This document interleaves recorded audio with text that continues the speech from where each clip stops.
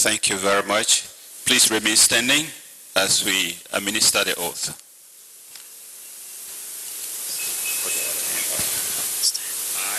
I, Saye-Taayor Adolphus Dolo, do solemnly swear that my testimony that I have come to give to the Truth and Reconciliation Commission of Liberia is the truth and nothing but the whole truth. So help me God. Be seated.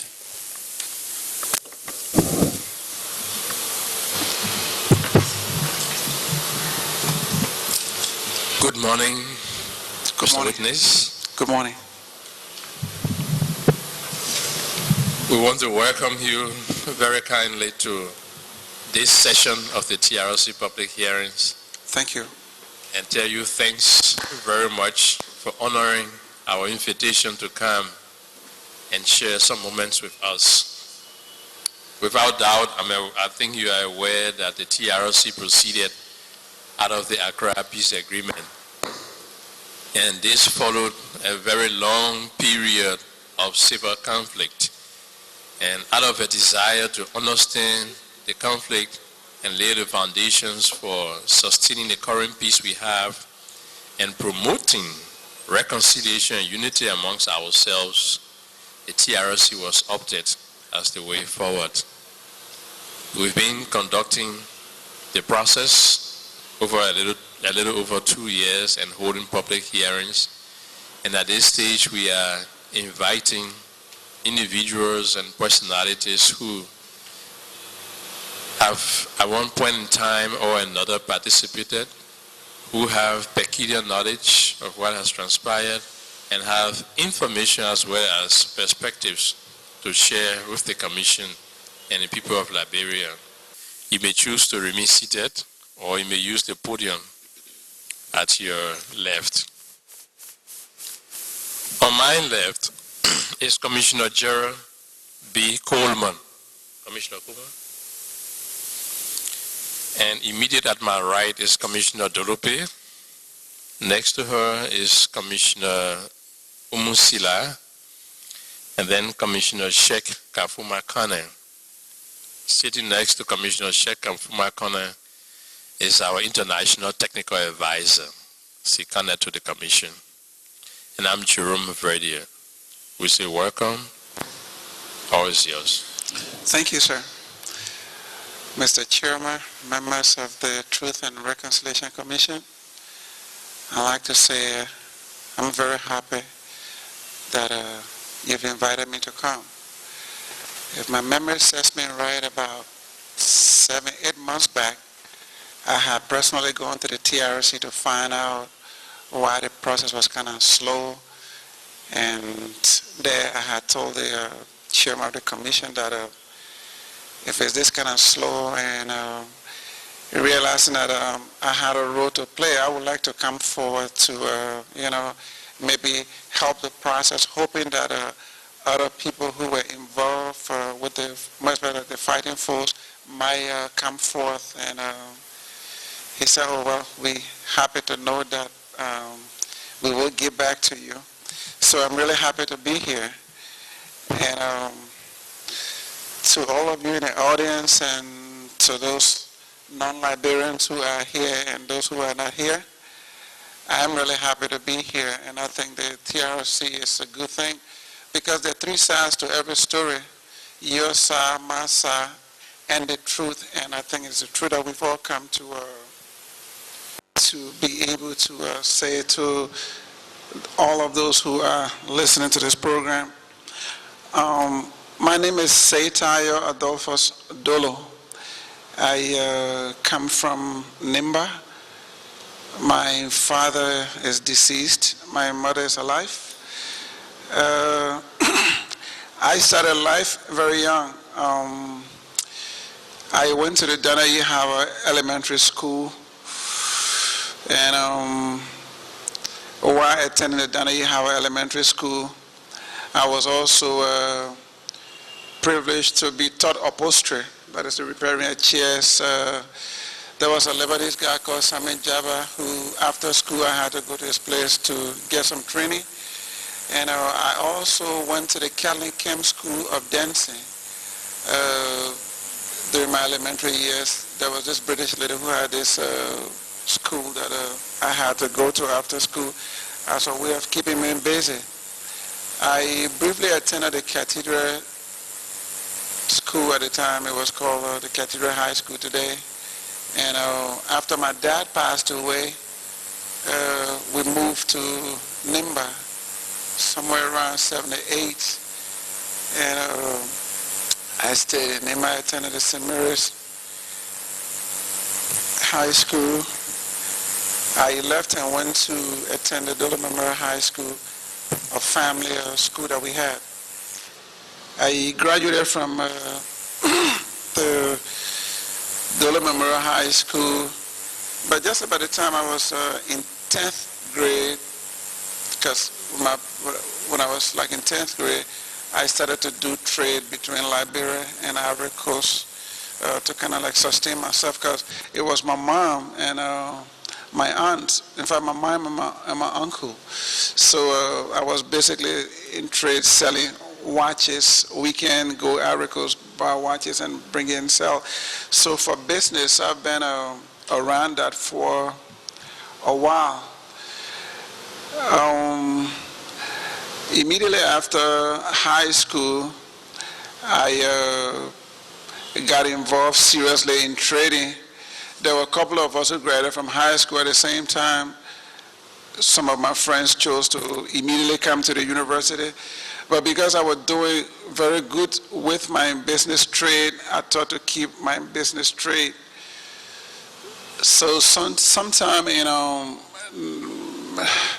think it was around 94 or so, my uncle had recommended me for a scholarship, and the president at the time, President Dolo, had asked Minister Bole to find this young man called Dolo so that I could go to Korea to study electronics.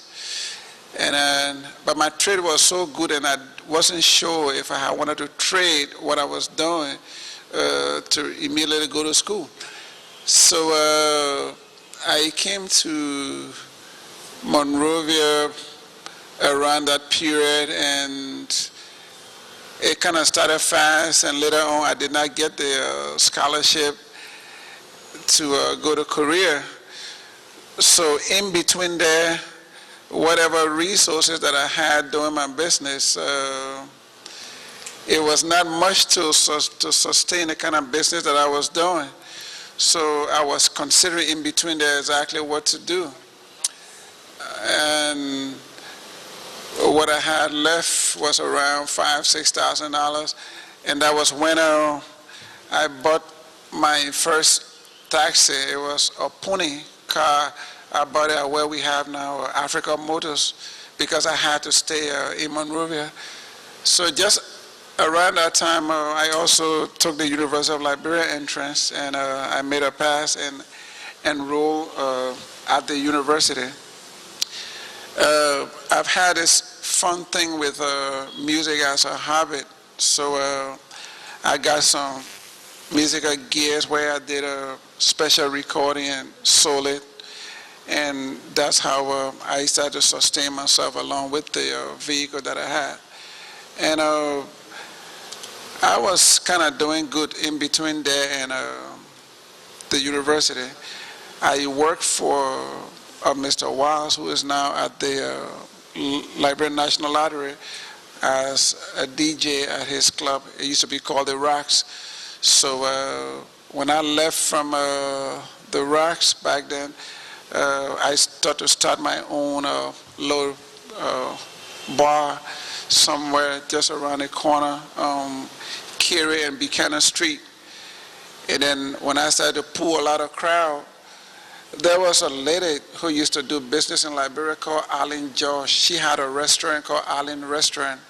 So I partnership with her, and she ran a restaurant, and I rented the bar from her. That's where now you call Pepper Bush. I used to have a club there, In fact, it was on just before we had this problem with the war. While at the university,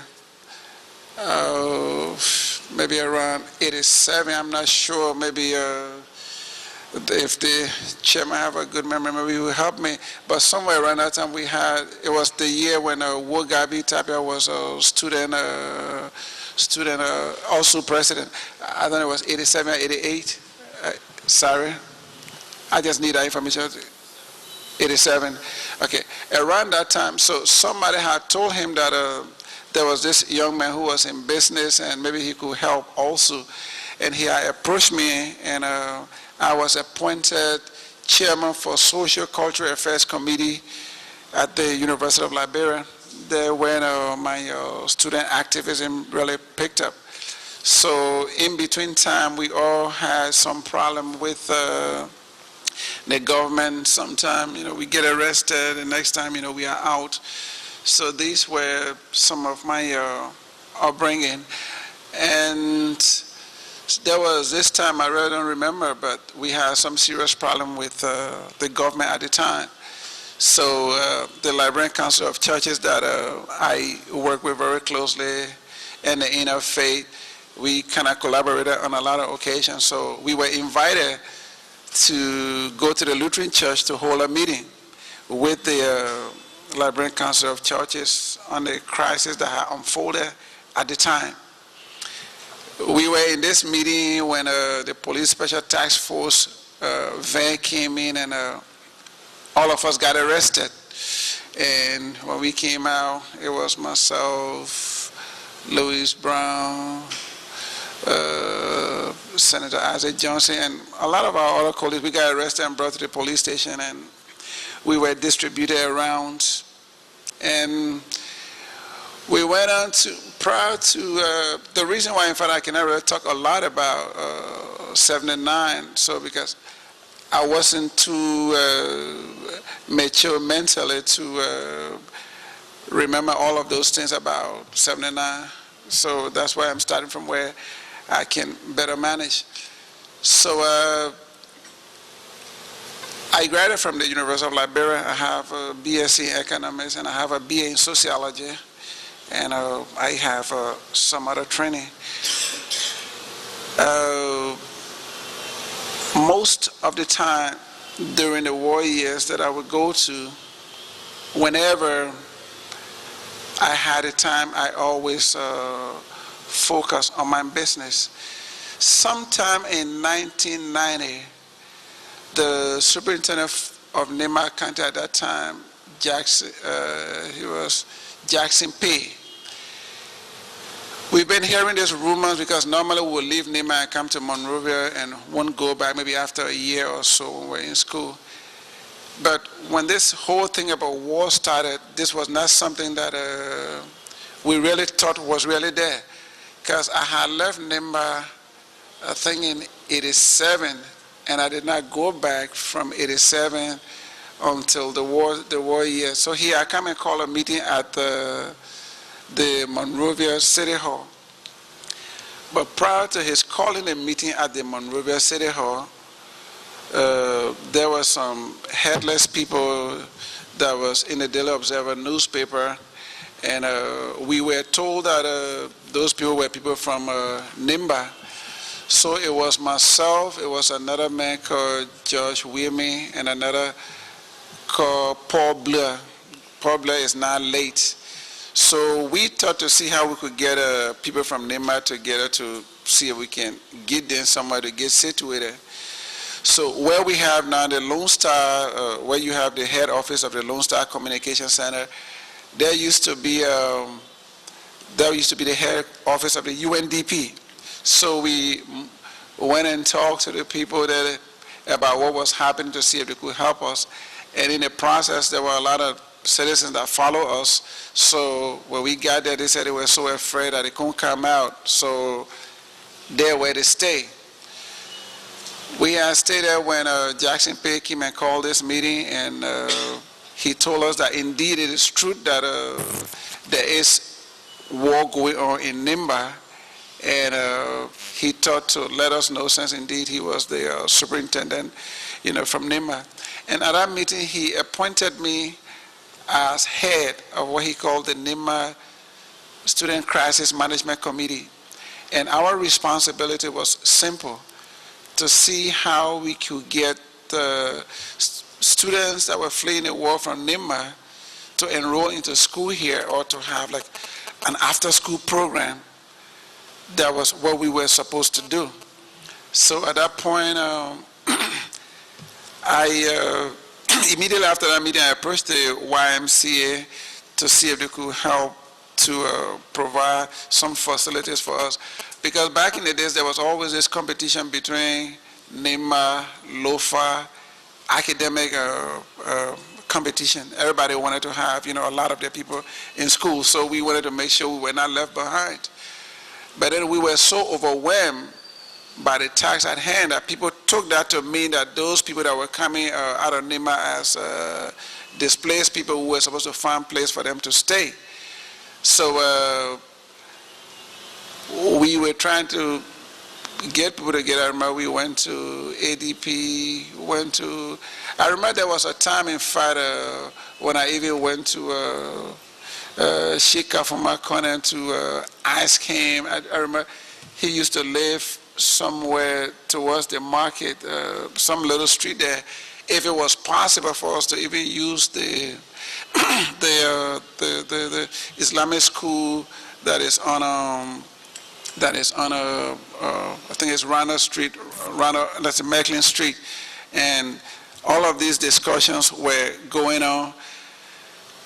When we got to know now that we were being followed by, the state security, we've been there sleeping off and on. Sometimes, like, there's a little church right around the corner here, right around Broad Street.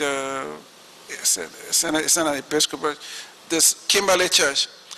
Sometimes there was this nice reverend there who gave me shelter in that facility, and sometimes I would go to the Baptist church right here to get some Mayday prayer and get some assistance from this church. So it was, because, this was not something that we expected.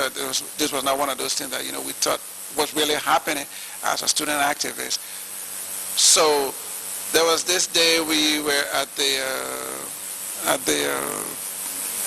UN compound, and in the middle of the night, what's his name, George Wimmy had left to go to ELW where he was staying, and we just heard the outburst of guns, this little Corona Jeep, and all over the place, and everybody yelling and jumping, and I think I jumped over the fence and went around. There used to be this guy called Louis Watts. His father used to live somewhere behind there.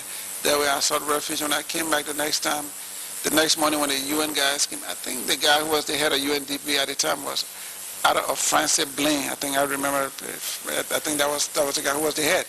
So, we really didn't believe that, what really happened. We know we heard all of these things about war, because back in the days, like the day of the coup, I was so young to really remember what was unfolding. So they didn't know what to do. I think at about 1:30, 2 o'clock, Mr. Dole came, the former President Dole, he came at the UN compound and told us that he was really sorry for what happened, and those were not things that he ordered, and he was very sorry, and he told us that for our own security, it was good that we left the premises.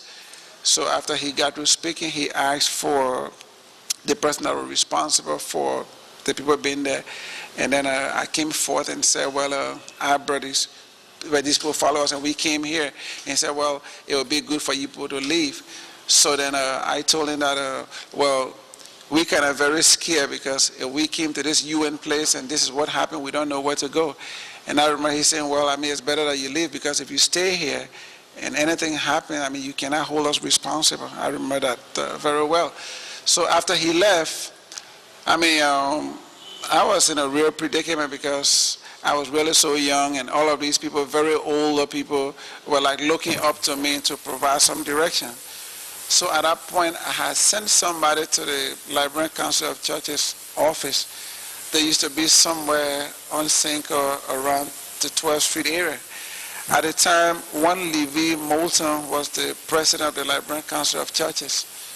So he came along with some members of the Liberian Council of Churches at the UNDP headquarters.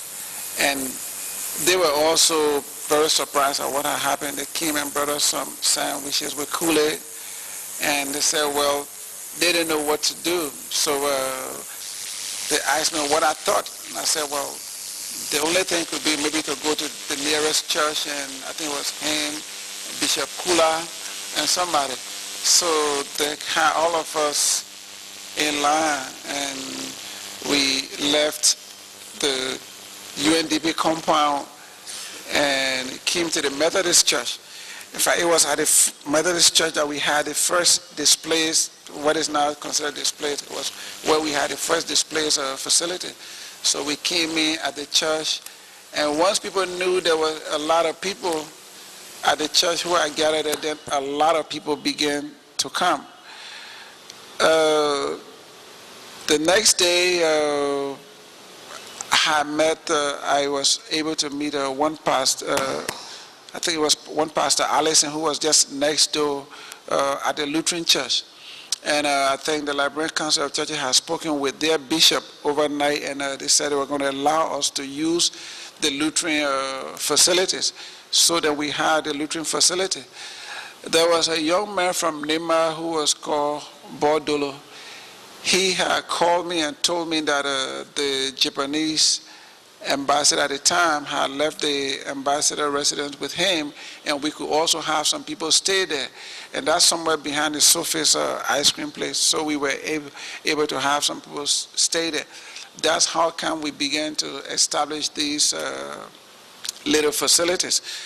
In 1990, I really never, and like every Liberian would know, we never really knew there was anything called NGO. I mean, the first time I really saw NGO was like in 1990.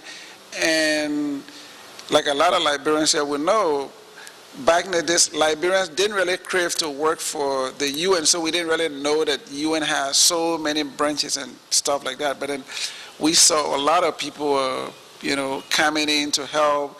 There was like, the first group I think we saw was the MSF people. They said they came to help provide us sanitation and health facilities. Then there were so many that I can't remember. There was some Catholic organization. There was another group called Concern. So every time they came, we would meet and talk, and things started to get real fluid. And then other centers was established around St. Teresa Convent, the J.J. Roberts School. So there were several centers, and all of these centers had some heads. We've stayed in this facility. Things were not so bad, but they were not so good because we all had to sleep on the floor. And every time a lot of people would come, every day people would come, there were influx of people. So I don't have a good recollection, but we were there pretty okay. There were some cases of diarrhea here and there. But this unholy day of July, I think it was, July 26 have come and passed, and things were really getting tense. July 27, things were like getting real bad. Then on the, I think it was on the 28th, 29th, at about say 3 o'clock, I've just come from the Methodist compound and gone to the Lutheran church to sleep. But while I was crossing, I saw some looting going on by some soldiers, but then this other group had just come to where we have this Cinco shopping center, and that was when I went in, and we normally go in, stay a while, and in the evening say our prayers. But it was a lot that was in Cinco shopping center that they tried to get out of Cinco shopping center. So all of that bang started. Then later on, I think they came around the housing bank area. At about 8:45, 9 o'clock, the noise started getting closer. Adjacent Lutheran Church, they had several bars, and I remember this one, Harper's Lunch. So the noise started getting close to Harper's Lunch, and we really just thought it was just normal looting of things and stuff like that. So when they got to Harper's Lunch, we heard this bang and bang and bang. And later on, they moved into the next adjacent place, because you could tell by the sound as it got, closer. So actually at about, safely say 10 or a little past 10 o'clock, this noise came to the door. Somebody was like banging the door. And the way we had the place structured at the time, we had people who, we set up something like security. So one group is going to be on watch, then after that another group will come and watch. So when this guy came and banged the door, they kept on saying, open the door. They kept on knocking. Then somebody said, Adolphus, somebody knocking the door. Then somebody said, hey, don't call the man. I mean, we're in the middle of this thing. Don't call, no, he said, don't call the boy or something like that. So immediately after that, around that time, we just heard the door, coming down, and the next thing was just the outburst of guns here and there. And I don't remember anything until maybe about 6:37. I could tell the voice because it was not a black person. It was this lady, I think a Canadian, another tall Canadian fellow who lived further down. They were the first people that came in. When they got to the place, it was like, is anybody alive? Or is anybody alive? And in the middle of all of those chaos, I remember I had this big trench coat, and I was able to come in. It took me out, brought me outside, then took me across the road, and I still could not comprehend what had happened because I stayed on. But I remember there was all of this noise, and all of us in Liberia, we all remember we were not really used to all of this gun sound and whatever like that. So we went to the Methodist church, and when we got there, I remember the guy who used to be the keyboardist for the United Methodist Church, an elderly guy. He was there with his family, and he said, but Dolo, what are we going to do? But I couldn't imagine, because I still had on this trench coat that I came with. I was kind of like drenched in blood. And I'm saying to myself, but how is this guy not even concerned about what I'm going through? But his concern is like, what do we do? Then it also dawned on me that yes, why should I have this thing with me? I was actually responsible for them being there. So I went and got a little washer and told them, okay, let's go to USAID. Is that facility now that is being used, it's supposed to be used for the Office of Election Commission. So we had gone there. So when we went there, there was another Canadian. So we tried to explain to him what had happened. He said he already knew what had happened. So I said, well, could you ask the embassy to help us? And he said he made a call, but the embassy didn't have any program that would repatriate people from their own home country to somewhere else. But on our way going to the UC compound, I had stopped at the what is church? This it's not an inline church. This church after the Lutheran church. It's a Pentecostal church somewhere in there. There where Paul Blow was seeking refuge. So I had gone to him, his wife, and I think his 2 kids. He said, oh, Dolo, I can't let you go alone. I have to go with you. And among several regrets that I have, that's indeed one of the biggest regrets one of the biggest regrets that I have. So Paul Blair had gone with me to USAID.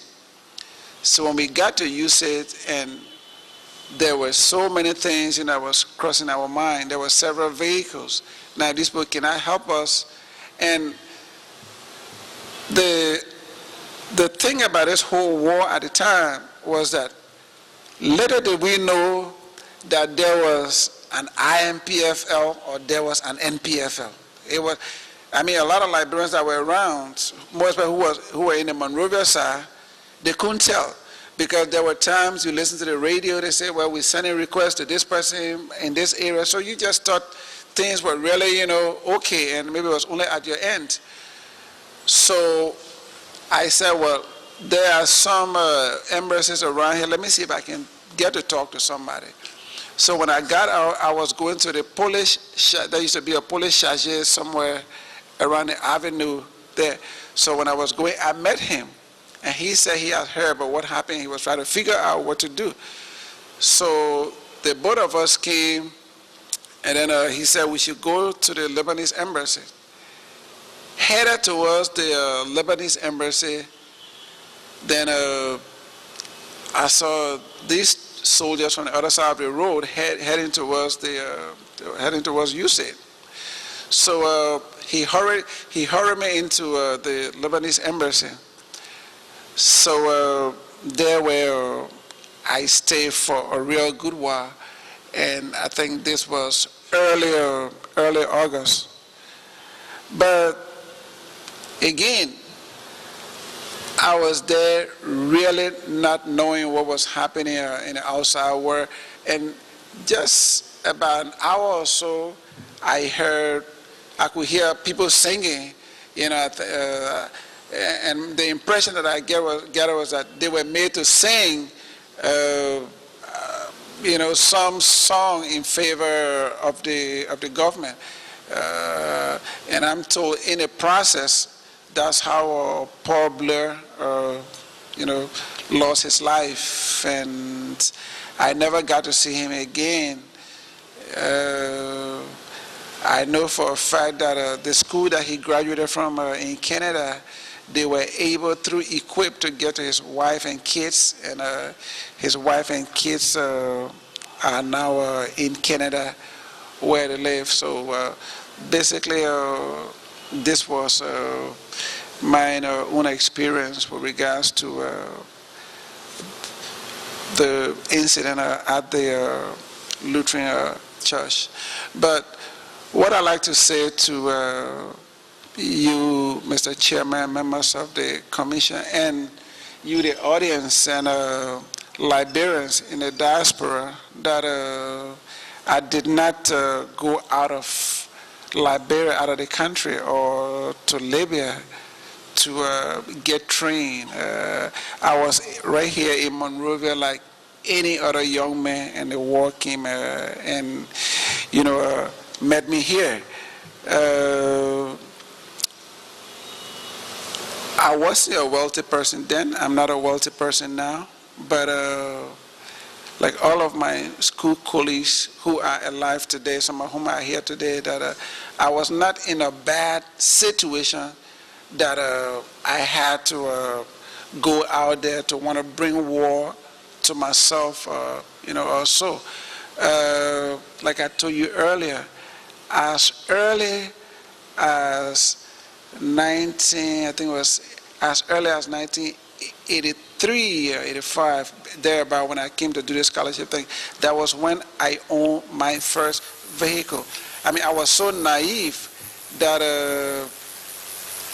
the salesman at the time, I remember his license plate used to be, I thought, JWW or so, but he had told me the vehicle at the time was like, I think, $6,100 United States dollars for a brand new vehicle. And he had even proposed to me that, hey, rather than getting one vehicle, why not take two vehicles and deposit this money? I said, no, I don't want to owe anybody. I want to, to start off. So as young as I was, no wife, no children, I was able to get to that stage. Start my own business long before this whole thing about war. And like I told you earlier, where you have this pepper bush today, I had a club there, and a good portion of Liberians know I had a club there, and I was doing good. I don't smoke cigarette, I don't drink liquor, I don't do drugs, so I mean that was just okay, and I had no reason whatsoever to try to bring war on Liberia, onto myself. But again, bad things happen to people, and then sometimes you find yourself in the wrong place at the wrong time, and have no explanation for why you are there. And I've been listening to people who came here before me, but before I go further, I like to say that considering this senseless war, which caused a lot of death, displaced a lot of people, destroy infrastructure. It just bothers me that other speakers who've come here earlier, have tried to treat this place as though is like a circus. It bothers me because for some of us, including my very self, who is able to present my own story to you today, for me and for a lot of us who come here, I think it's a privilege, because whatever story we come to say here that we all think is our story, there's that girl who actually knows the story, so that people have died and people come here, and even if you fought this war, whether with pen or guns, but to say that you have no remorse is beyond me. And I really, really, really, really regret this war and everything that came with it. And I am very, very, very sorry for everything that ever came, with the war. And I will hope that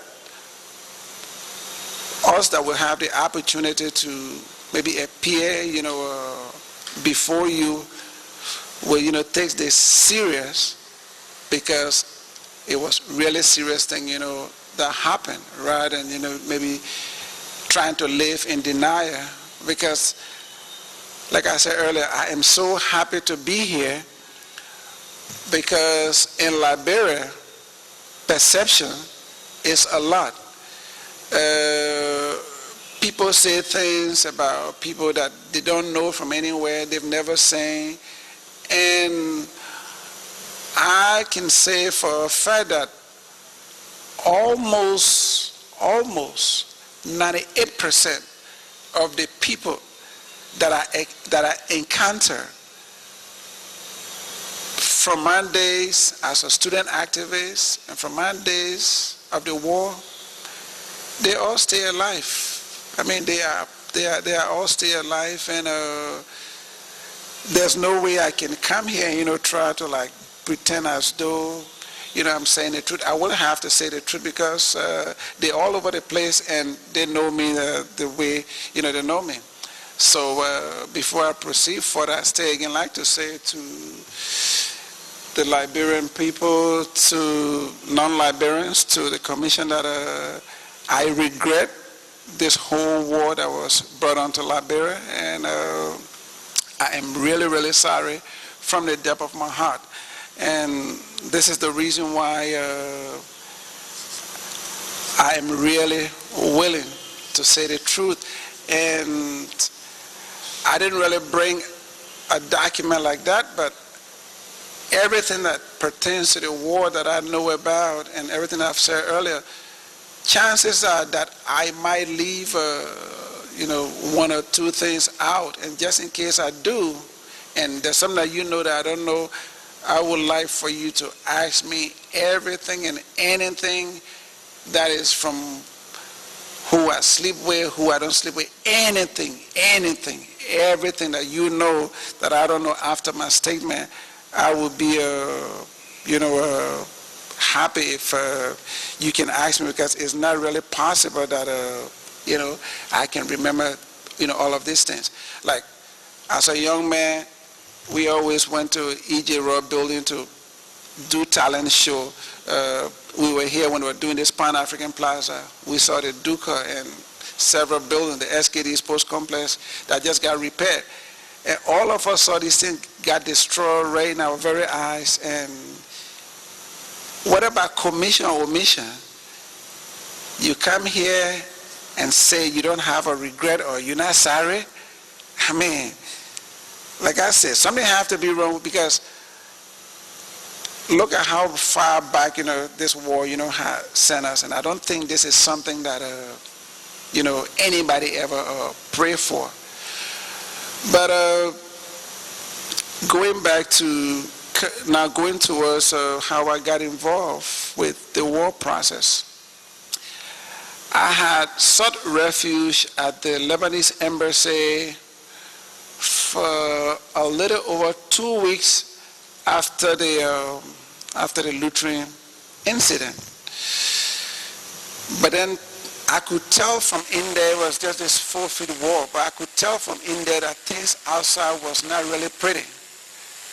Because a lot of the Lebanese merchants who have supermarkets and things have brought their wares into the Lebanese embassy compound. And now this is around August. And about that time, the soldiers were sent from, what the story was, from what I saw, the special soldiers were sent to get some food, because all of those that were able to keep some stuff from the supermarket was all at the Lebanese embassy. They were able to keep some food in the place so they would come to, get supply. But then, as more people came in and out, I was like in this little corner, but I was like really, really very uncomfortable. And the Lebanese people themselves were getting a little uncomfortable, and I could tell. So because I was getting so uncomfortable, and they were also getting so uncomfortable, the space became smaller, because a lot of Lebanese that were living in Cinco started to move into the embassy. So sometime around mid-August, I don't know very well, I had gone to them to tell them, hey, I think you've done me well, and I think I'd like to be leaving. At the time, there was some cessation. I don't remember well, but those who were out will remember, but somewhere in August, there was some cessation. And then, prior to that, then there was this news that there was a Prince Johnson, but that there were two forces. We still didn't know at that moment, because every time there would send requests to put in Cinco, so you just thought things were normal. So when I told them I was leaving, the ambassador, whose name I can't remember now, but people are around that, the story, some Lebanese are around that can, just in case you need to talk to the ambassador, I can give you the name of the ambassador. It was him, and there was a guy. They used to be the owner of Ashi supermarket. A lot of people, they got together, excuse me, and I think they gave me like a little over $2,000 or $3,000. It was in US dollar. But what I couldn't understand was, though I was inside, but I'm sure there was nothing you could buy or whatever. Maybe it was like, see if you can use this to get yourself anywhere, or it's like maybe we're not going to see you again. But I mean, it was just because I really couldn't understand. They gave me that money, and I think they gave me like this extra corned beef. They gave me 2, and I took the risk one very early morning, and I navigated my way. It was the first time I've gotten outside since the Lutheran incident. There were bodies, and so somewhere there, I felt I was kind of different, because I had clothes and everything, with shoes and stuff like that. So it didn't add up. So I thought to take some of my clothes off, the money that I had, I put in my other clothes, and the shirt that I had, like put in the mud just to look, a little different. So I managed to go by way of Jalatan, and then I just kept on going. It was really, really, really quiet. So when I was coming down from the old Ministry of Internal Affairs, somewhere around Camp Johnson, were coming down. I saw people in uniform, but if there were two groups of people, I really couldn't tell the difference. And this is sometime around August. And somewhere that you could see it was something like a buffer or whatever. I passed through, but then when I got further beyond defense, it was a little different. It was a lot of people having food or selling things, or it was just a little different.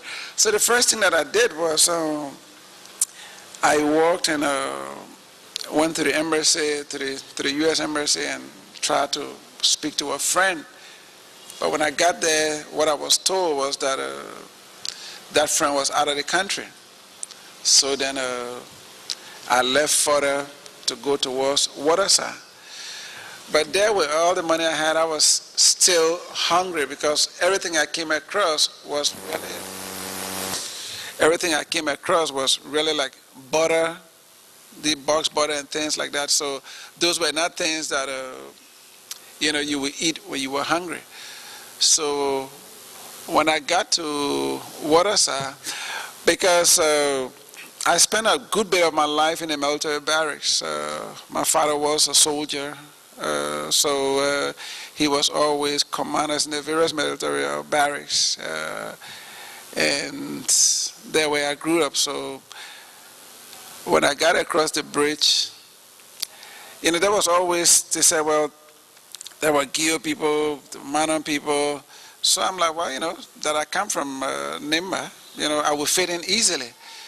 But I really didn't know any of the people that I met, and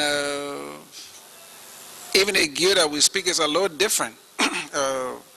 Like, Oman Kafma was from Nimba, the Gio different, the Manon different. So the Gio from this side is different from the one from the other side. So I was like, so when they told me that, they had this guy, Nimba Dolo, as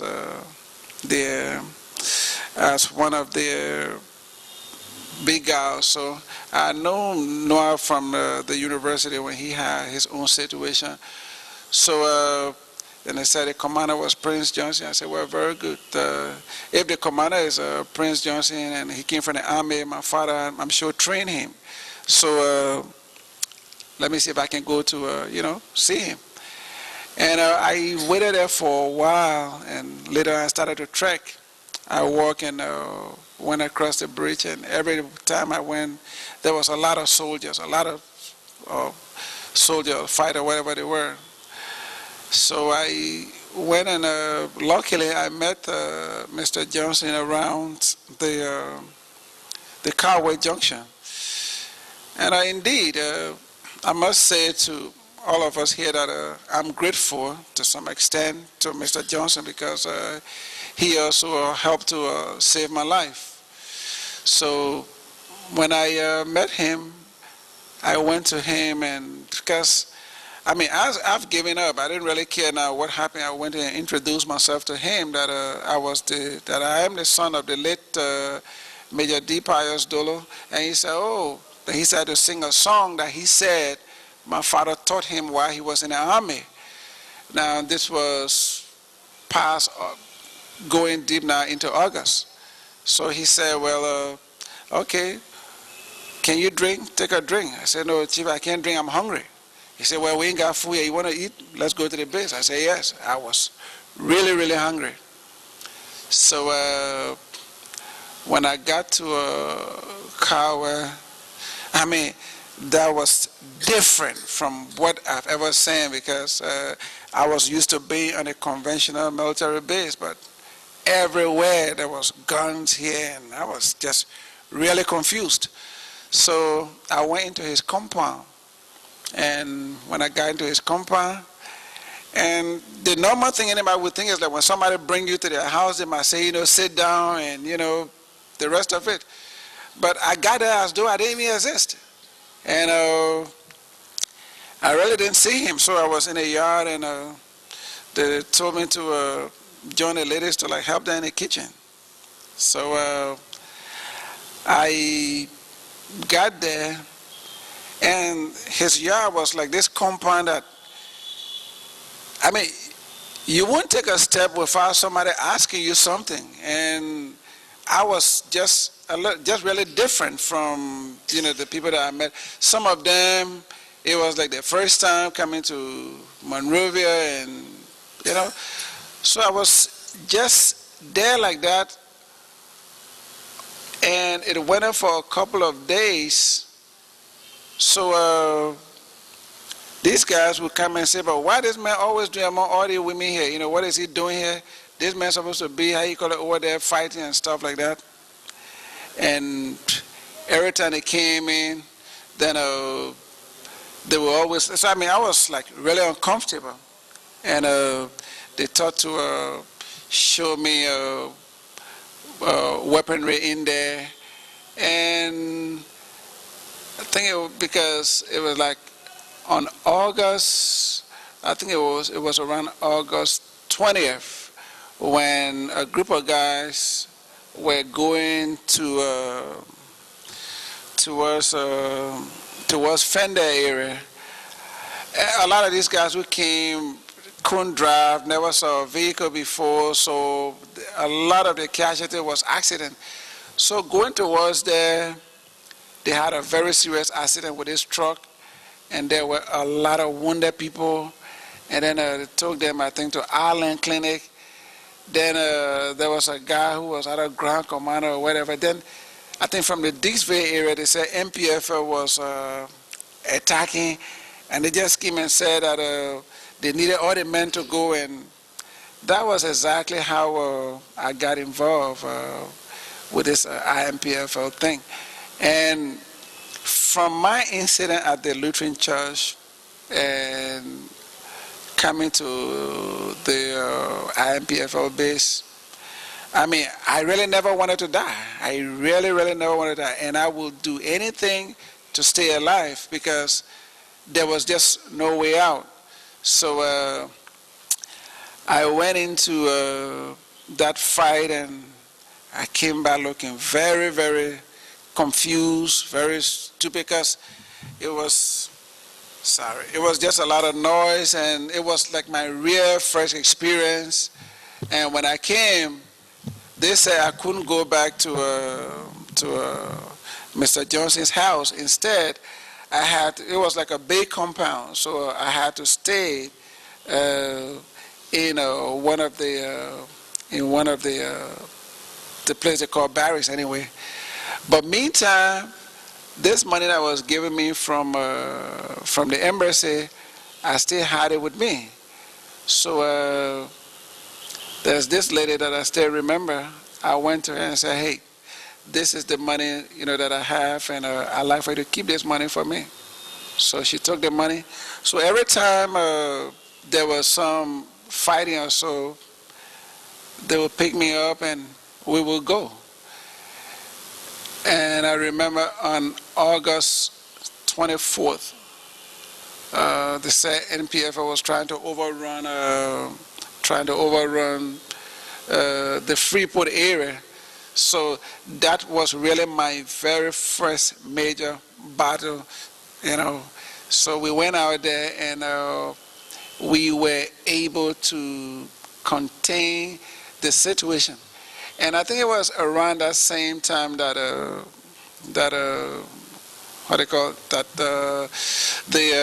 ECOMOG people were supposed to come. So now in the process, then some of these guys that I were with got to know that I was not like a regular, meaning that I knew how to read and write, and so we started to build a relation. And I remember just about the time ECOMOG had come, to the best of my knowledge, the first ever ECOMOG contingent that fired any bullet in Liberia was the Sierra Leonean. Just around, because prior to this, I used to live on a Capitol bypass, and we had come and they were attacking from the Stockton Creek Bridge. So I think there was just this low unit. They said that they were attaching to the IMPFL to go to hold that bridge. So we went there for a while, and then after that we came back. They had to go to their county, and then I went back to Mr. Johnson's base. And a couple of things. Like I said, I'm really happy to be here because sometimes what people think is not the reality. The longest I was with Mr. Johnson and the IMPFL was from August, September, October, late October. There was a group of ECOMOG troops that I was attached to called the 72 Airborne Battalion. Once ECOMOG got on the ground and they had deployed, their commander at the time was one Colonel Forteta. And if you check with ONMIL, they will tell you, and they should be able to tell you exactly when I left from Mr. Johnson. So, because, I mean, where I was not where I knew I was supposed to be. But I was just there because I tried to survive. So, when I knew I had to leave, I went to this lady, and she gave me like $1,500 of the money that I given her. Then I decided to come to town. There's a young Lebanese business person who's like in town today, who was able to give me some accommodation, and he provided me that accommodation. I think in now going to like late October, November, he gave me that accommodation. So I was at his place, and when ECOMOG was really settled, there was a little semblance of some normalcy. So people began to sell stuff. And the first thing I ventured into was selling sneakers. And like I still reference you to this 72 Airborne Battalion and the battalion, the 123 Artillery Battalion. They used to be based somewhere in Virginia. So I had a friend in who was with 72 Airborne Battalion called I think it was Lieutenant A.K. Adamu. So I used to take these sneakers, buy these sneakers, and then take it there, to sell. And gradually, I mean, I started doing good. And I can say, honestly, when it comes to business, I have a fairly good idea. So I started doing good, selling these sneakers. Then, when confidence began to build, the stores started to open. When the stores started to open, that's when he introduced me to this 123 Artillery Battalion 123. They were in a Virginia area, but now they now had a buffer with the MPFL.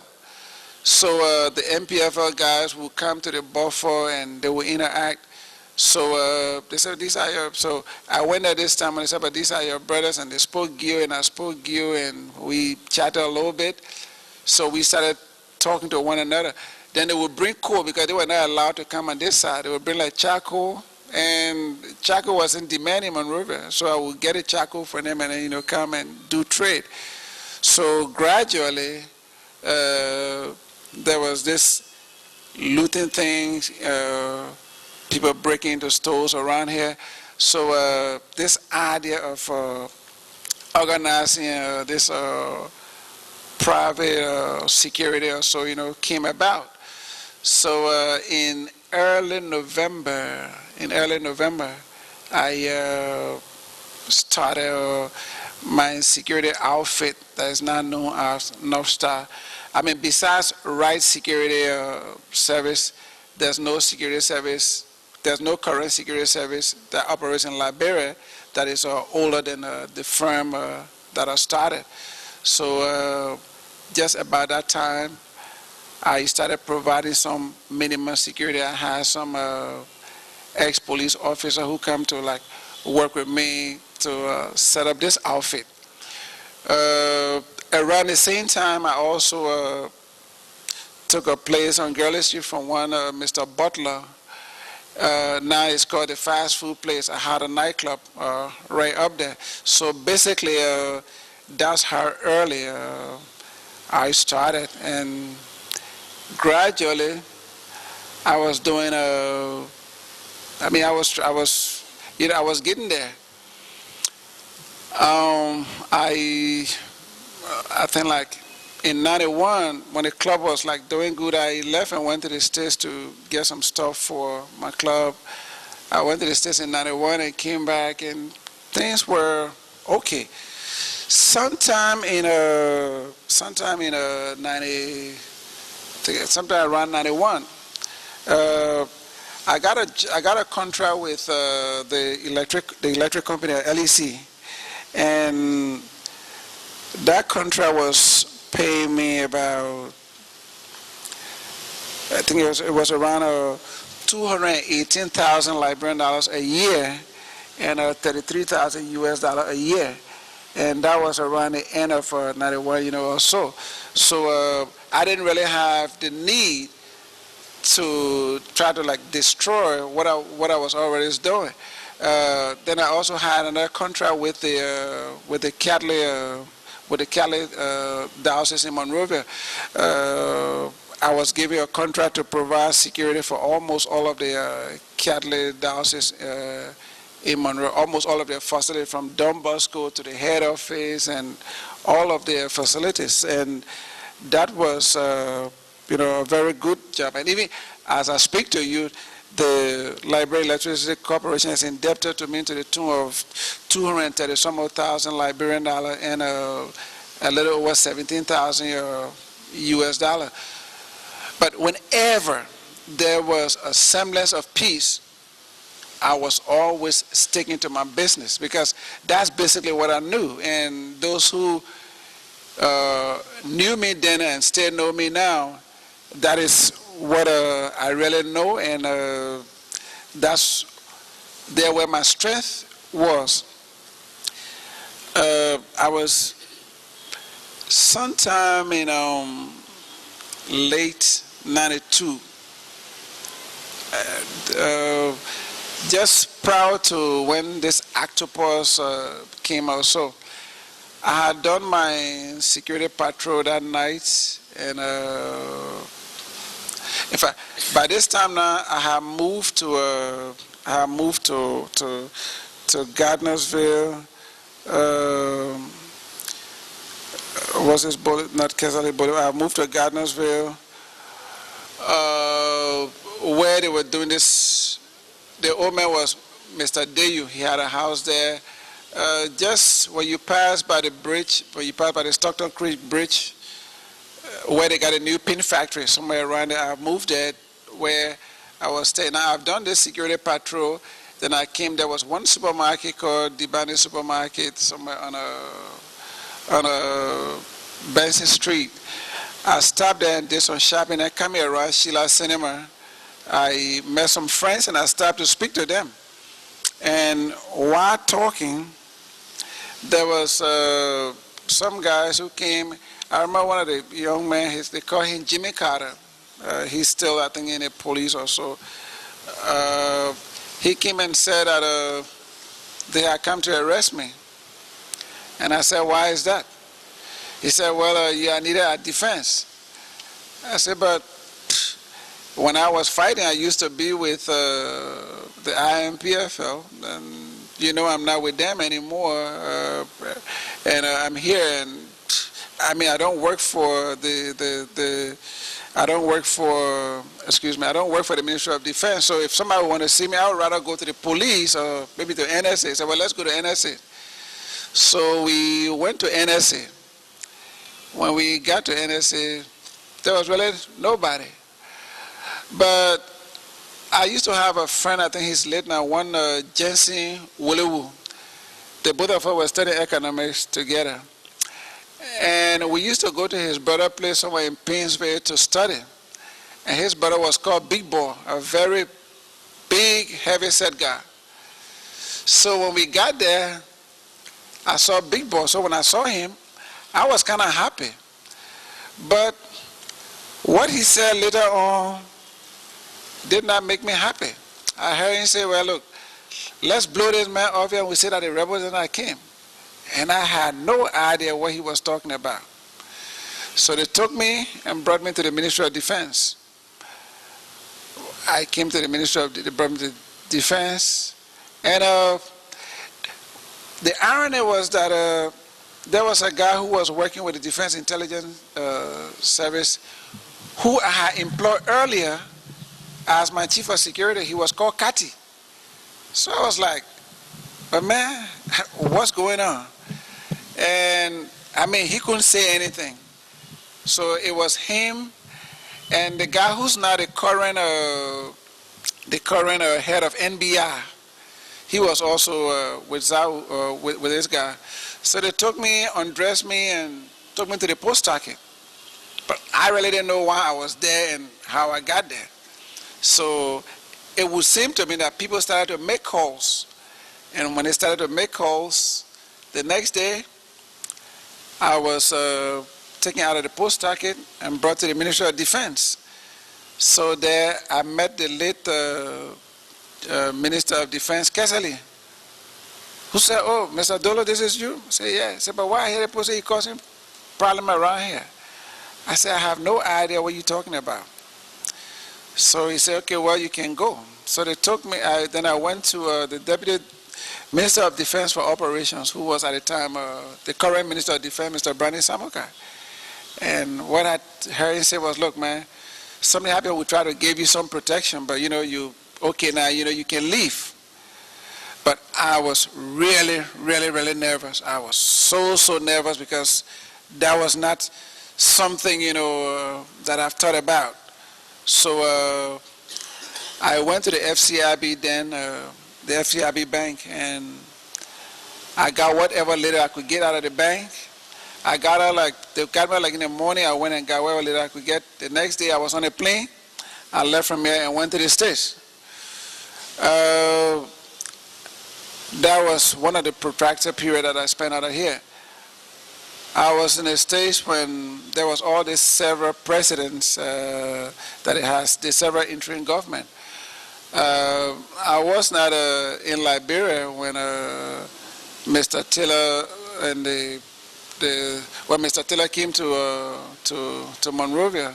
I was not in Liberia when they had the interim government arrangement. I was never in Liberia.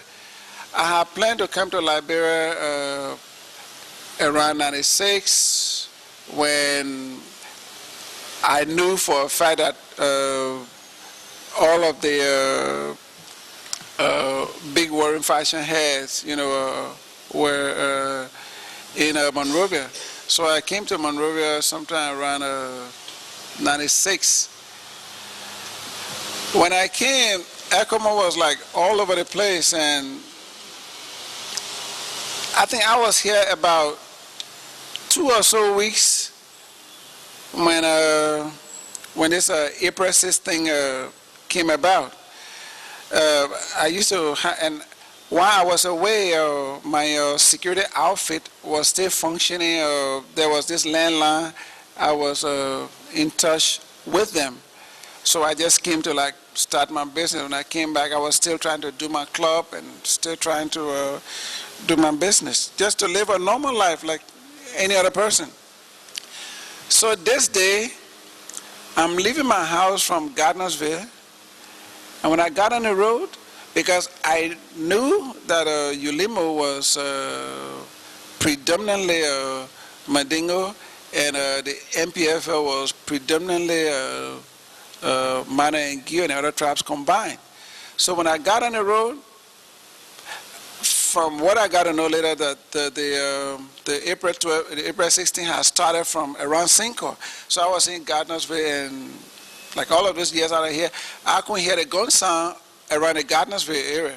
So when I came out, driving myself and a guy called Dolo Mike, who used to be with the police, the both of us, he used to be like an aide to me, the both of us were stopped right there. And I saw all these guys, come around, with guns. And the first question they asked me was, who you with? And I said, I'm with you.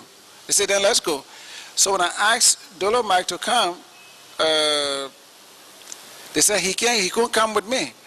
But, like I said, I'm from Nimba. I understand a good bit of Mandingo, and I understand a good bit of Mano well. But what I couldn't comprehend at that moment was, at what point did the MPFL and the Ulimo people, come together, because the both of them, came in, as one group. So I'm like, okay, well, we'll go. Hoping that, and really naively hoping that, if I got to the Stockton Creek checkpoint, I would have seen the unmailed people, the Echo Mark people. When I got there, I didn't see them. So we bear going towards town, and where they have the current unmailed checkpoint, they also had an Echo Mark checkpoint there. So when I got there, there was no Echo Mark. So we got there and said, well, this man, how you call it, no Monrovia, he was with, how you call it, Prince Johnson, so this man will be responsible to show us the way. And like I said, I was here like 92, I left from here, I come back that time, 96, and I was just so confused. I just couldn't imagine that this was, unfolding right before my very eyes. So we went towards town. The chief of staff at the time for Ulimo at the time was he's dead now.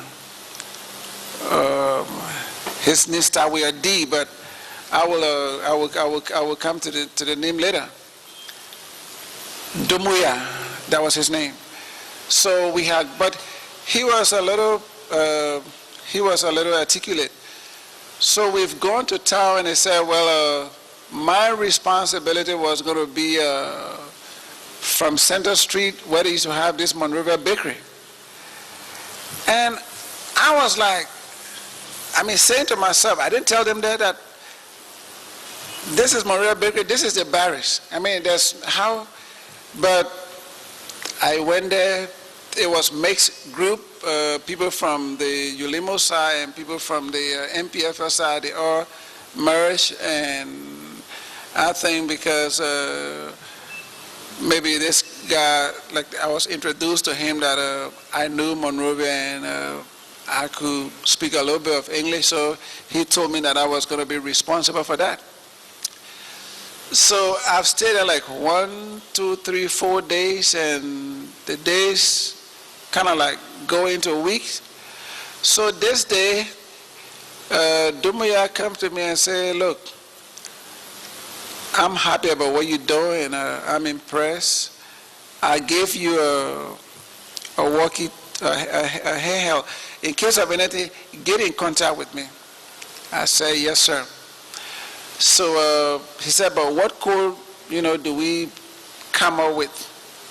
I said, well, you tell me. He said, what's your favorite food? And I said, peanut butter. That's how this whole thing about peanut butter came about. So that was the code that, came about. It's actually a radio code. That's not my name. So whenever he had to send instruction, he would call, because my area was like just the front line towards the Mama Point enclave. So I kind of knew him a little bit, and from my own little experience with him, I think he was an okay person. So I think about a day or two, I don't know what it was, either they were supposed to go to the barracks for something, or something happened, but in the process, he got killed. And when he got killed, I think Ulimo came up with another chief of staff. But then what always happened was that the people of MPFL thought I was from the Ulimo side, while the people from the Ulimo side thought I came from the MPFL side. And this is how it happened. Whenever there was a situation, they would call me, and let's just assume a General Peter has some problem with somebody. The guys from Ulimo will call me and say, do you know a General Peter who have done this and the rest of it? I'm like, no, sir, I don't know General Peter. They said, but he's from MPFL. I said, but I'm not from MPFL. Then when there was a situation with maybe a General Keita or so, or Officer Keita, then the MPFL people would call me, do you know Officer Keita, he did so and so thing? I said, no, I don't know him. They said, but he's from Ulimo. I said, no, but I'm not from Ulimo. So this thing dragged on into a week, and later after a week, then, what's his name, Mr. Alhaji Kroma had come to Vita. So he said he had wanted to see this Commander Peanut Butter that is holding that front line. So I was sent for. I went right away on Mail has a checkpoint, and there used to be an Ecomo checkpoint. I met him, and he said that, young man, you're doing well, and you know, we're happy about what you're doing. Thank you. He had this 4-star thing on his head. So I think he gave me like, I think 300 or 400 United States dollars, new notes. And I said, thank you, sir. And later on, I gave it to the guys that were there. And I said, well, he don't know what's going through my mind. If there's a way that I could just get out of here, that's all I'm thinking, you know, and, you know, you can. So we had a brief interaction. So I left. Now, after I left, there was a little cessation. Then Mr. Taylor sent for me. He had his name Peanut Butter. It was the first time that I've ever saw him. That was in '96. I went to where he stayed now, where they have the Chinese embassy. So when I went there, I saw him with his 5-star. That's how come I made a connection between him and what's his name? Between him and Mr. Kroma. Because Kroma had a 4-star, he had a 5-star. So I knew they were collaborating. And he said, young man, I hear a lot about you. You know, you doing well, and, you know, keep it up. That's what he said, and I left. So when I came back to Mama Point, then there was a lot of reinforcement from the MPFL side, the Ulimo side. I came to hold that front line because the front line started like getting really tense. So basically, I was there for a while, and then I noticed that the other guys that came, apparently it was just their first time coming. And Mama Point area was supposed to be like our era that we were responsible for. Then there was always be a lot of breaking of houses, you know, and taking things, and I was very uncomfortable. So this day I went to Mr. Taylor, and I explained to him that, well, everything was kind of quiet here until this other group came in. And now what these guys are doing, I mean, I don't think, you know, this is something that, you know, I, you know, want to be a part of. And actually it was the first time that I ever saw a Dr. Brisbane. He was right in there when I tried to tell Mr. Taylor what, you know, has happened.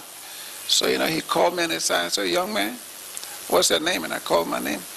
He said, you're kind of different. I said, how is that?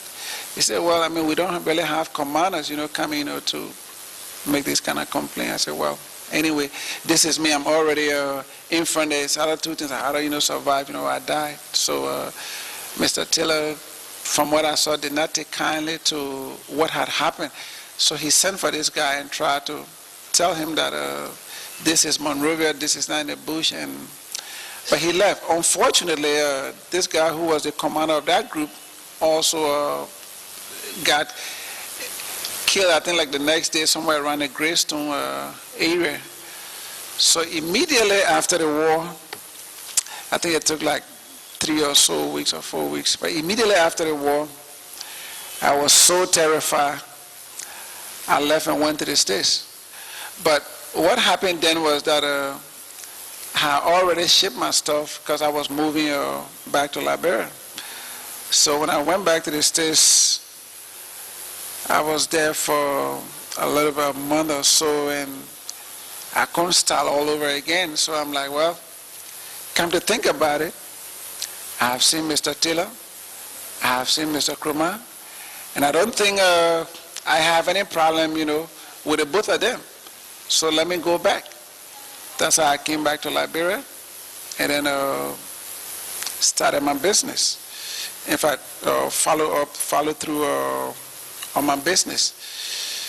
I was here till the elections, and I think after the elections, I traveled and went back to the States.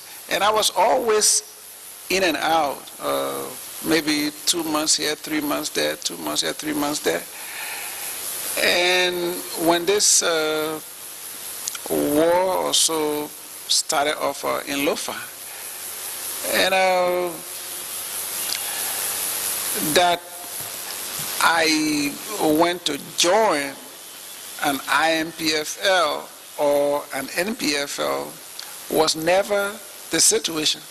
That I fought alongside them, yes, I did, but and it was just to stay alive. It was not like this was something that I took as a career, or that this is what I would do or whatever. I mean, all of us become victim of circumstances. I'm not going to sit here and try to blame anybody for what I went through or whatever. I mean, in life, there are choices, and the choices that people make, they live with it. But sometimes the choices are so minimum, and you don't even choose it. It end up, choosing you.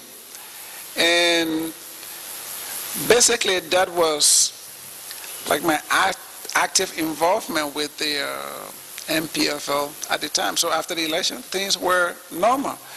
But what has to be made clear here to you, Mr. Chairman, member of the Commissioner, and the public here is that,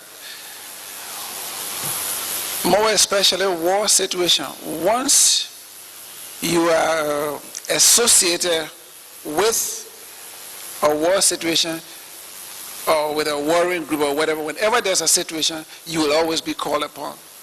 No matter, I mean, that's just how, that's just a fact that, so you might find people in it. It's not like they chose to be there or whatever, but that's just what it was. So when the elections came about, and I still had to complete my second degree at the university. So from business, I go to school and try to finish up my second degree. And I would travel, and come back. Then this time when I came, there was this situation that was intensifying in Lofa. So Mr. Taylor had sent for me. So I went to him, and he said, man, we have some situation in Lofa, and I don't think I'm getting the actual picture. I need you, to go there and, find out exactly what is happening and give me the true picture. But it was impossible to say no. I mean, saying no would mean like you against us, or you have a choice, go and, don't come back. So I went out there, and actually the first time I went to Lofa, I think it was somewhere in Kolahon. That was the first place that I went. But what I was told was that the problem was actually in Vanyama, and I stayed in Kolahon like 2-3 days, and they could not get me to Vanyama, so we came back to Monrovia. So when we came back to Monrovia, I told him, well, I could only go as far as Kolahon, so I was not able to see what's happening in there. Then I think a month or so after, decided we go back. So this time they took me on the other side of Lofa, I think around this airport called Tenembu or whatever. So I got in, what I thought my impression was, or what I saw, I, came and, told him. So the truth of the matter is that, like, every time he sent for me, I have to go through the normal formality, like go and wait. And so the last time when he sent for me, he told me that I was going to be attached to the Special Security Service. So in that case, I will have access, to him, when I have to see him. So basically, whenever there was a security situation, he would call me and ask me, from time to time. So I, would tell him what I think, and sometime I will go to the actual area and, be there for a while, and also while I'm there, also try to keep myself alive. And keep myself alive would mean that maybe like get a unit from whoever the commander there, will be, to like give me some unit to provide me some security details. So it went on, off and on, because like I said earlier, every time I'm in Liberia or I'm out of Liberia. Now, to the last war that just ended, I wasn't really in Liberia when that war started. There used to be a commander who was responsible for the Lofa, and he was the chief of staff at that end. And sometime he died. At the time when he died, the how they call it, lure, whatever it is, they've just like captured Banga, and they were headed to Nimba. And I was in a state following this thing. But just prior to that time, I remember there was an incident where somewhere in Lofa called Popala home, around that area, there was an incident there where Mr. Tiller wanted to know exactly what was happening in that area, because this fighting was staying so long and he needed to know what was happening there. So I had gone there, and I was given a small team to escort me. So when we went there, I was there for about 2 or 3 weeks, and really there was no food in the area. The only food they had there was peanuts. So I remember a lot of civilians that came from the Popular Home area. So the guys that were on the line said, these people were the civilians that came. So we said, okay, let them go to a VAR home. So they left, and my understanding was that they were supposed to go to VAR home with one of the guys that were attached to me. So past Popular Home, that's another place, I don't know, Kamata home or one of the home. So the next day, I was coming back to Monrovia. So when I came, the boy that I had sent, who was attached to me, that I had sent to bring these people in that area, I came and saw him there. So then I saw this guy, Zigzag Maza. So when I saw him there, I'm like, what are you doing here? I thought you guys were supposed to go to Vahon. He said, well, the chief stayed that the people should stay here. I said, why is that? But it was me and I think 4 or 6 escort. So I called and said, why you want these people to stay? He said, but the people home, they should be here. But something wasn't just right. But the thing is, I'm like coming with 4 or 5 escort, and he had all these people. Something wasn't just right. So I left, and I came to Monrovia. When I came, I was told that Mr. Tiller was in Arlington.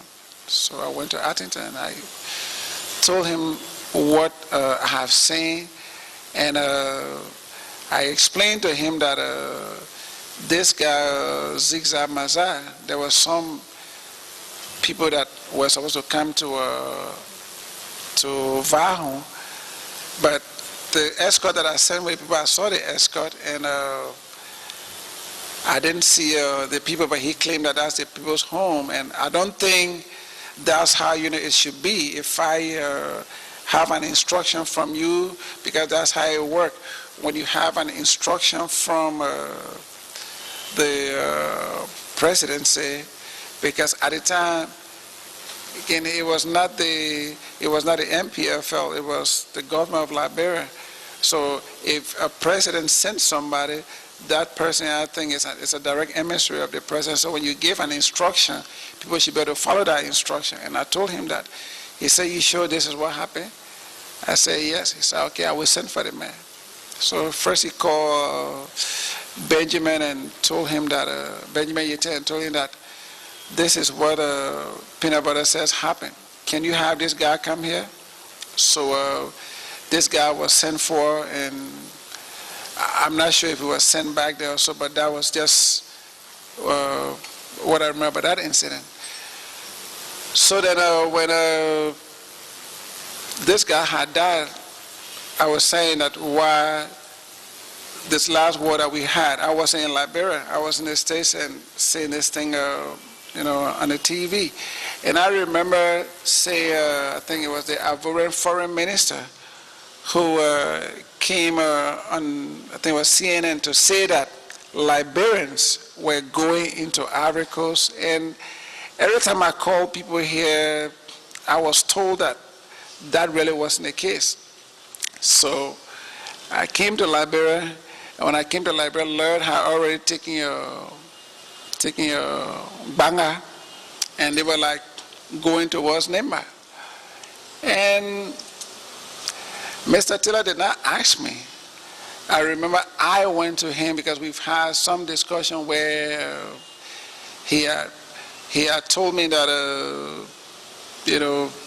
I expressed interest to him that I wanted to do my MBA, and I wanted like some sponsorship, from the government, if I could. But I also remember prior to that time, it was just about the time when Joe Tate had a plane crash. I have just again come from the States when he called me and told me that there was this tragedy, because that was the last time we had this school discussion. There was this tragedy, Joe Tate had died, and if I would want to be a chief of police, so.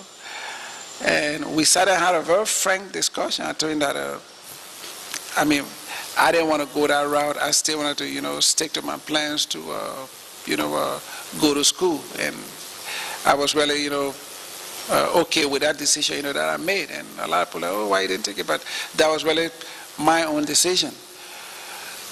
But at this point in time, when I knew for a fact that Lair was headed towards Nimba, and the guy who was the chief of staff in Lofa had died while they were on their way towards Banga, I went to Mr. Taylor and asked him that, I wanted to, go to Nimba to fight. And he was like, "Did you say that?" I said, "Yes, sir. That's what I want to do. That is my home." So he said, "Well, if you say so." So, because that position was normally held for chief of staffs, because, it was MBF was a well-organized outfit, so meaning that they had several chief of staff for different things, so you couldn't just come in and be it, or, it was like a structure that was already there. This was the chief of staff for this, and this was the chief of staff. That it was a structure. So I chose that I wanted to be a part of what is happening, or what was going to happen in Nimba, because I knew this whole thing was about Nimba. So, because I remember when I was leaving from the States coming, I had some discussion with my friend Lee and the other guys, and said, this thing I know is going to end up in Nimba, so I'm going. They thought it was a crazy or stupid decision or whatever, but I felt very strong about it. When I came, Mr. Taylor said, "Okay, well, you can go." So I left, and when I got there, Lur had reached around Todi Junction. No, not Todi, what is it called? Nama Junction. And I think one of the reasons why they were able to go to Nimba, because first thing, this last war would have been the first and only time I ever fought in Nimba. So they started to put a lot of trees, a lot of obstacles on the road, saw all of these rubber trees, so it made it difficult for us to get to Nimba. So when we got after this town called Kpeng, they had this very big log on the road. So now walking from Kpeng to Ganta was a long distance. By the time we got to Ganta, I mean, it was just so tiring. We got around Ganta about, say, 6:37. But the vehicle that was escorting us with ammunition could not cross. It was behind, so we couldn't do nothing. But when we got to Nimba, I mean, there were so many volunteers, so many people, because we were on this side, from the Monrovia side, because the people that have organized themselves, the Monrovia Highway, the San Nicolas Highway, and the Bound Highway, I mean, they were just so, you know, like, ready, you know, to die for their home or whatever. So we stayed very late, and we were able to get the ammunition to us that night, because I think Ganta fell like I think it was the 29th of March. So when the ammunition came, I mean, I was really so hurried about, you know, just the fact that fighting, you know, in him, I was just really, I mean, I could do anything at that moment without even thinking anything. But then, the first time I had gone to fight, in less than 15 minutes, I got shot on my right leg, and I couldn't, you know, continue the fight. So I managed to pull myself, came to Monrovia, spent a good bit of time in the hospital. But I was really eager, you know, to go back. So I kind of healed maybe like in a month or so. I was not properly healed, and I went back to Nimba. And as God would have it, we were able to get Ganta back, but at a very high cost.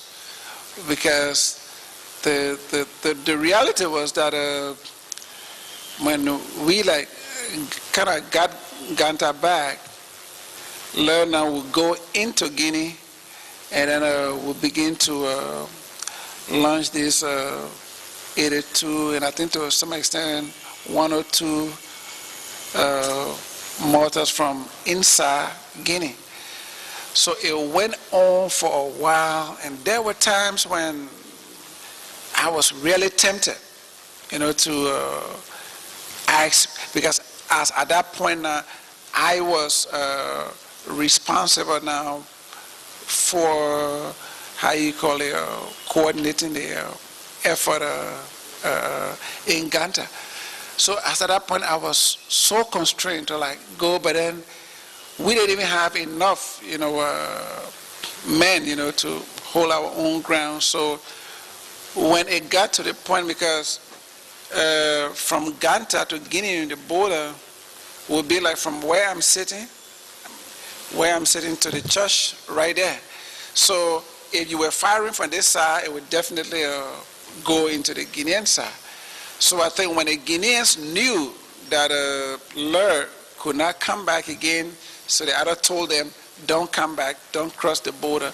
So what I did was, just before the bridge that crossed into Guinea, we dug a very big obstacle there, which was about 8 feet by, say, 8 feet by 20 feet, just at the mouth of the bridge, just so that whenever the vehicle came from Guinea, it wouldn't be able to cross. Instead, maybe we would just go into the ditch. So after we had our obstacle, they were not able to come into Guinea. But what is also important for you, the chairman, members of the TRC, and the listening audience to also know is that sometimes perception are not the truth. And if you went back to Nimba today, past leaders who've been there before today, like chiefs, superintendents, or district superintendents, they will all tell you that I don't know Nimba like people think I know Nimba. Then, the part of Nimba that I know, that everybody can tell you that I know, is Sanikole. That's my home. I was born in Ganta Hospital. My grandmother came from Ganta, but where I live, like I said, I spent all of the time in the military barracks with my dad.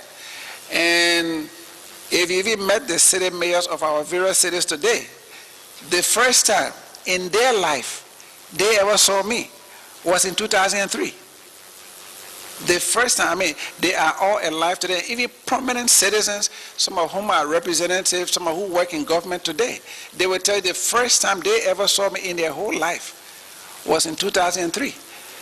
I didn't go to Saye-Taayor before. I had no business going there. I have no relative there. I have never been to Tapatan before until in 2003. I've never been to Bang. I mean, I didn't know any of those areas. We come to school in Monroe, from Monroe, we pass through Ganta and go to Sanikole. So when Ganta was retaken and we tried to, exercise some normalcy into Ganta, like how people stay, that's when Laird, while we're in Ganta, was quietly, Model rather, was quietly coming towards the Tapeta area. And immediately after we took Ganta, I got sick. I had this high malaria. I couldn't come to Monrovia, and I had to hang on. But then, when this thing started to, this model thing started to happen in Saye-Taayor, in Tapeta, I was asked to go to see how I could help the situation there, because they already had a structure in place there, meaning like commanders and whatever. But I really didn't need to be asked. I would have gone there anyway. So I went to Tapeta, and the sad thing, which is another one of those regrets, was apparently the people in Tapeta were like kind of tired, weary of all of what has happened. And we had just gotten there, fresh troop had just gotten there. And just about the time we gathered us evening and tried to settle, I was called that I had to bring the troop to Monrovia. I was like, why is that? They say, Laird was coming into Monrovia. And I was like, are you saying the guys there can handle it? Because they have several divisions, and stuff like that. And so I was like, but that was the order. So I came back to Monrovia, and then I think when I came, Laird was actually at the Freeport area. In fact, they've crossed the Freeport area. So I came into them by way of Kawa, and kind of like got in between them there.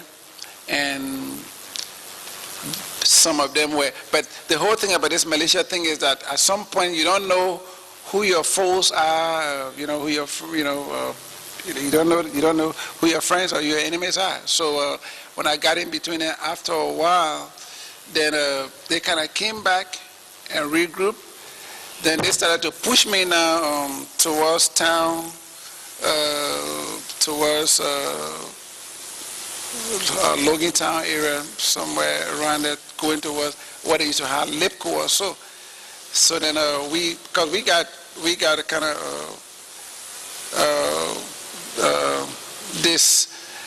kind of scattered in the process, because we didn't know who was who now. So we managed to regroup, and then we started to take them back. So as they retreated, they was always launching this mortar thing. But the thing about mortar is, the closer you are to it, the safer, you are. So you always, tend to go over. And I think in the process, because I remember we're coming back at the candle factory somewhere across the bridge at Lipco, some of the shells dropping there, I remember. So we took there as far as, what's this place called? Po River or whatever. Then we went beyond Po River. So then I called to say, look, I was kind of tired, and whoever had this area, maybe had to come back, and because I really had a lot of blister on my feet. So we came back and tried to adjust ourselves. Now I've lost a lot of weight. So then we came back to Nimba because Model was still pushing.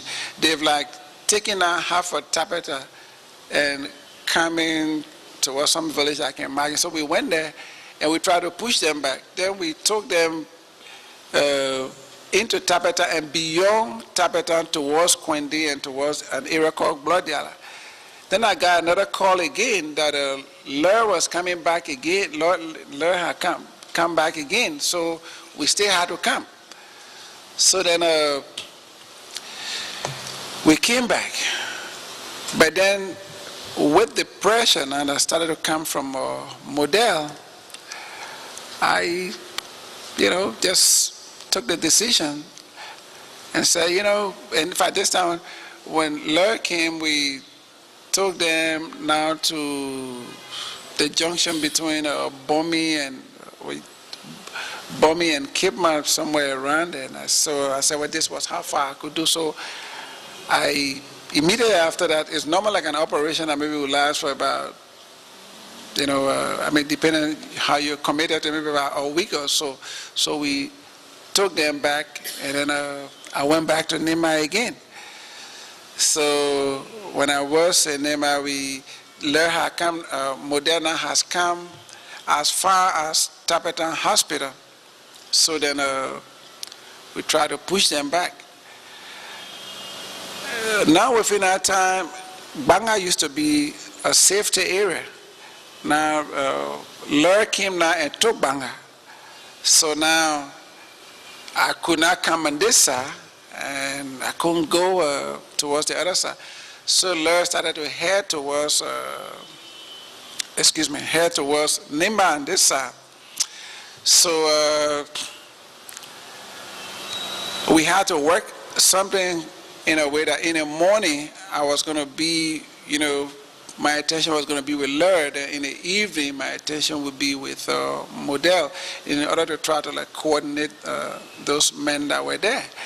So we managed to pretty much keep Model, in fact, Lur and Model, at bay, because all we were trying to do now, we were not in a position to attack them anymore. So all we had to do was to be in the defensive, position. So we kept them there for a very good while until on-mail, no, it wasn't on-mail, it was the first, I don't know, Echo something, I don't know how they call it. It was the first unit mail, the African troop unit mail or so that came in. And when it came in, the first group of people that drove to us was the contingent from Guinea-Bissau. So we were able, in fact, before they even came, General Opandi had called to let us know that there was this dialogue and there had to be, no war and the rest of it. People didn't have to fight one another. But at the same time, Model was still fighting from that end, and there was always skirmishes here and there. I remember this day when General Opandi said he was going to come to visit with us. In fact, prior to his coming, the late chief of staff for Lur, he went by the name of Cobra. He and General Opandi had come to me and told me that, look, we all agree that there will be this ceasefire. Nobody's going to shoot at one another again, so let's take it from there. So at the time, our position now was at Bela, towards the Sokopa, towards this side, and Lur was on the other side. And every time, there would be this little fighting, and they came, crossed somewhere a little bit into Nimba and took the Nimba side. Then General Pani came to me along with one, I don't know, boy, Bleju boy, who was supposed to be some head of Model, and he said there was a need for us to, have this truce and so. But then there was always this commission. So Model came now as far as Gray.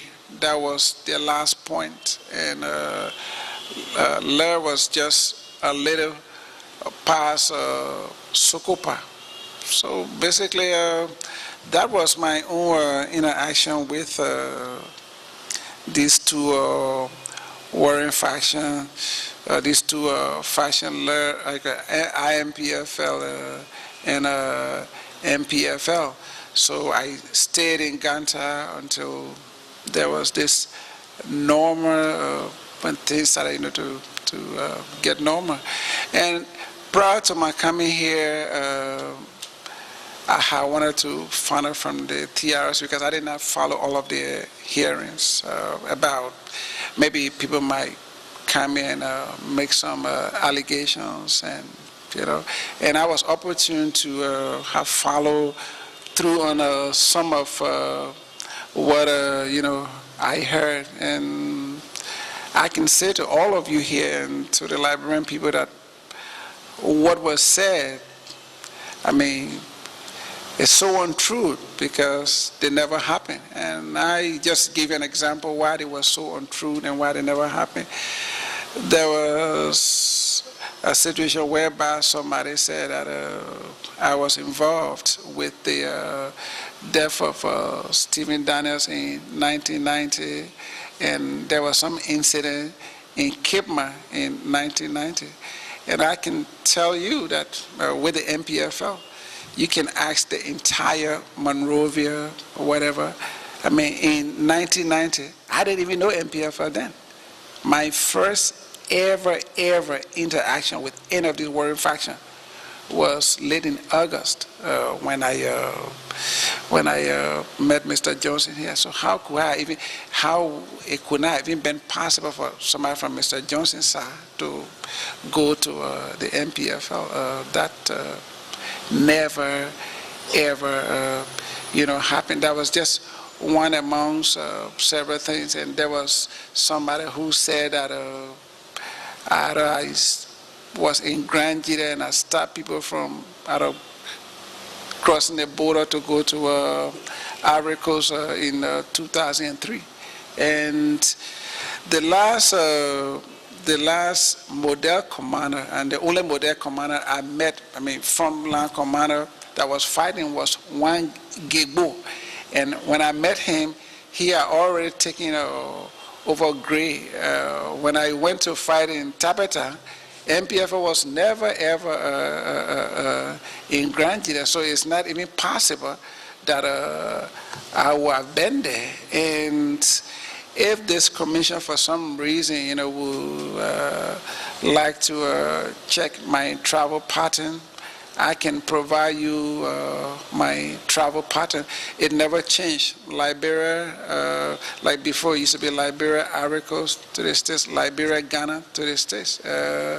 My travel pattern never changed, meaning that these times that has been mentioned, you can check my travel document and find out at what time I was here and at what time I was there. And if you even want to go farther, you can even check credit cards records. So like if I was in a place, I will use credit card and you can see it and match it to these things and really ask yourself what are these things happen. Because sometimes people appear before the TRC and sometimes they say their imagination. Like I remember I listened to a lady who said that immediately after the Lutheran incident, Doe was there in the morning dividing candy. That never happened. It just can't be true, because even if I was not conscious, that I would know.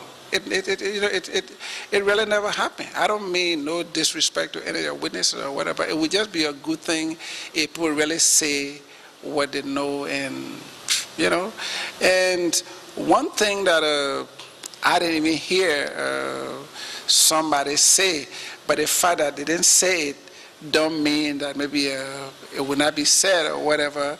And that was one thing that had, like troubled me a lot, and I'm really happy that I have this opportunity, to like sit here, and say it.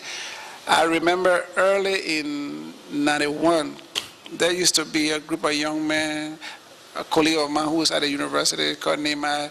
They were playing band. They used to come and play band, at El Maison, come to my place. And there was this rumor that I was involved in a killing of Mr. Silas. Some say he lived somewhere on Ashmore Street or whatever. And I was really, kind of like losing my mind when I heard that story or whatever. So I said, okay, if that's the story. There's a lady who used to work for me. She's still around. She also told me the story. I said, well, fair enough. So this evening, I take Sam, Nehemiah, and the other guys in my car. I said, take me somewhere. So we start to drive up towards the Ashmore Street residence where I'm told the person stay. But then I noticed that when we got back Cathedral, they were low. But they called me short. They said, where are we going? I said, there's this story. They say, well, there was some wealthy, I don't know, Madingo Fula man who stays around here that I was involved in his murder. His wife and children was there. So he said, but Shabu heard that, but was scared to tell you. I said, no, let's go there. So we all went there. When we got there, I met the lady. She didn't know me. I didn't know her, but I would feel very strongly that if something like that happened, you would stay kind of remind the person. This time it was around 91 or 91, mid-91. So I went and I said, Madam, how are you? She said, how are you? She said anything. She was plaiting, she was braiding her little daughter hair. I said, no, I came to you. My name is Adolphus Dolo. I'm told that they said you and your husband were here and somebody came, but they actually said me, I came, and took your husband away and he never came back. So, madam, do you know me? Does the person look like me? She looked at me and said, no, my son, I don't think so. I said, you sure? So at the time, I had this funny like call card. I took it and gave it to her. I said, madam, do me a favor. Maybe it might be too early, but I know you have children. Whenever, you need to, find out that information anytime, let me know.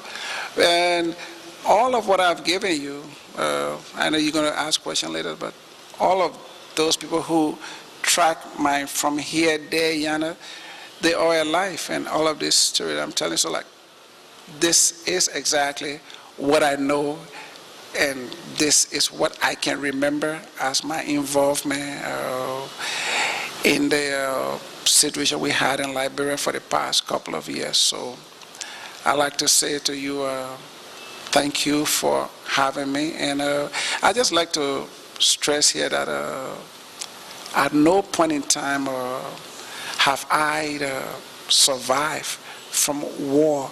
Unfortunately, any young man or woman trying to do well, they think maybe it's from spoils of war. But you might be surprised to know this, for example. I had a contract with Firestone, which did back from 97, and they paid me like $50,000 plus United States dollars every month. The records are there. $50,000 United States dollars every month, Firestone, when I was providing security for them. And it came when they started to build up their own security force. It came to $25,000 United States dollars a month. I don't drink, I don't smoke, I don't do drugs. I don't have that bad habit. So the thing is that when people see people, sometimes it's good to go beyond. People don't just, jump to judgment. Oh, that's the war. That's not true. I have the oldest private security company in Liberia other than Rice Security Service. And war hasn't been my thing. None of us thought we were going to be in this situation today where we're going to destroy ourselves the way we did it. But a lot of this had to do with people trying to survive. And when I had this job with them, it was not a 1 month, 2, 3 months job. It was a job that went on for over a year. So if you can just say like the actual figure, and they right here, you can ask them, was around $50,000, $25 a month. So, and like I said, it went down to 25,000 some more. So if you can just multiply that by a year, I mean, if I had like this, why would I want to like destroy, myself or whatever? So I like to close by telling the Liberian people, the audience, and non-Liberians, those who are listening to radio, that for all of these things, and to the extent that which I know actually is the case, that my involvement, with these warring groups, the NPFL, the IMPFL, and even if my action also as a student activist, in any way contributed to hurting anybody, I sincerely regret it. I do sincerely, from the bottom of my heart, regret it. That my action or my inaction in any way in the process of hurt anybody, I sincerely regret. And I want to thank you for having me. And like I said earlier, there might be some things that I may not have remembered to touch on. I'd like for you to feel free to ask me anything. Thank you.